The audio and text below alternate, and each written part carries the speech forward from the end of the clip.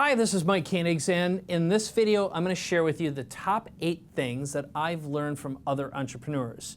These are the things that I study, I model, I implement, and I use daily to help me earn more, live more, and give more.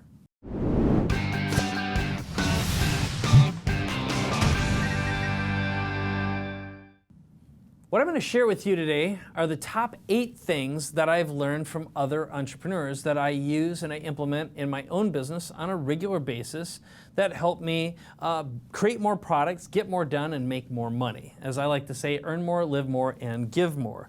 So these are all people that I know I've worked with in some way, shape, or form, and I've modeled them and implemented what they've taught me in my own business. So the first one and the first person is my friend Darren Hardy.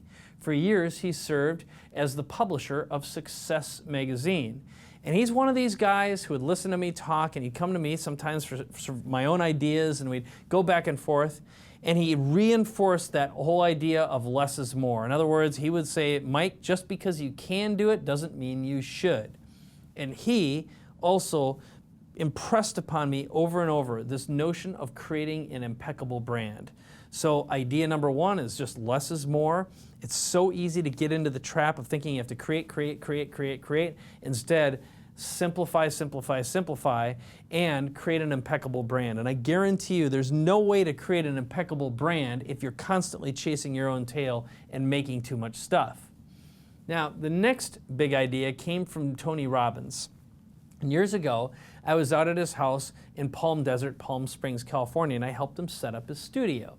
And I was hooking up some equipment and getting him ready so he'd be able to make his videos and be able to distribute them either to his team or his community very, very easily. And I can remember when we were all done with the work part of the day, we sat down and he shared one of these many words of wisdom. But one of them is, Mike, if you sit down and you look at the top 5 people you surround yourself with, you add their incomes together, you divide by 5, that's probably what you make. He said, Mike, proximity is power. And part of what he was talking about was the fact is, just spending time with him gave me an immense amount of brand power as well as that connection, because I was able to connect with and talk to Tony on a regular basis. And he's a guy who's connected with a lot of people. So just being around thought leaders or celebrities automatically boosts your value as well. Here's another one. My friend John Assaraf. He always says, always be the dumbest guy in the room. And I can remember the first time I heard that, I thought, God, that's crazy. It kind of sounds stupid too. But his whole idea is, look, if you're comfortable, it's probably because you're too smart. And if you don't feel challenged, you don't feel out of place, you got to examine that. So what he constantly does is he's always looking for people, environments, and situations where he can really, really learn. And as he likes to think, is baptism by fire. In other words, you just got to get in there and do it, even if it makes you feel really uncomfortable, because very often that's the way you're going to grow and expand your mind. And he talks about neuroplasticity, the whole idea of the older you get, the more rigid your brain becomes. And if you want to be flexible, you got to think flexible too. All right, my next topic, my next advisor is JJ Virgin. She's a multiple New York Times bestselling author, very good friend. In fact, as of right now, I was just with her last night. And she had a really, really great point of view, which is knowing when to quit for now. Now, if you're successful in any way, shape, or form, or for that matter, if you aren't successful, you're thrown opportunities all the time at you. And at some point, you just got to say yes and no, because they're going to take energy and time away from you. And I was recently involved in a very, very big project with JJ, and it was something that really has and had a lot of potential. But something else popped up. It was literally the opportunity of a lifetime, something that had massive possibility, massive income possibility, but also massive opportunity to grow her brand, her visibility in something called her platform, her ability to just reach more people. And she ended up mowing through and basically cutting out a whole bunch of stuff, including one of the projects that we were working on, because it just made so much sense. It wasn't for forever, it was for right now.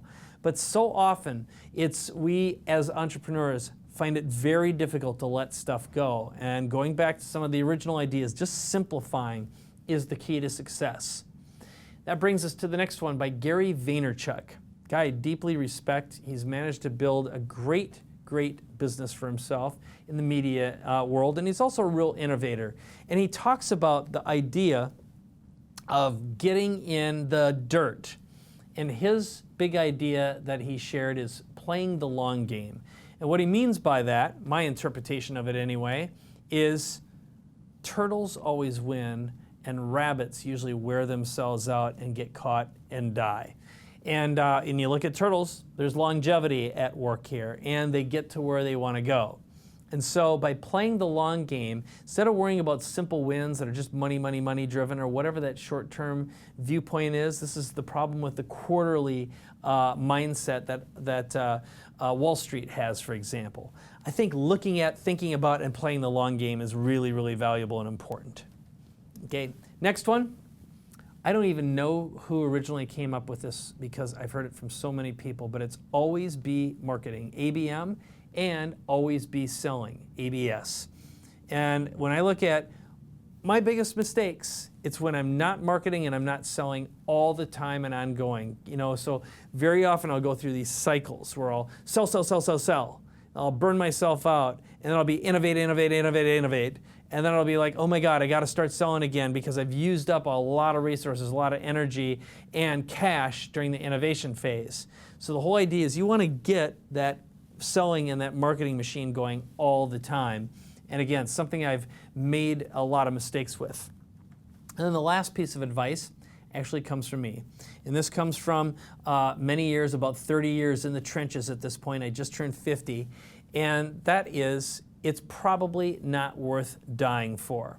And I can speak directly to that because it wasn't too long ago I was diagnosed with cancer. I had stage 3 cancer.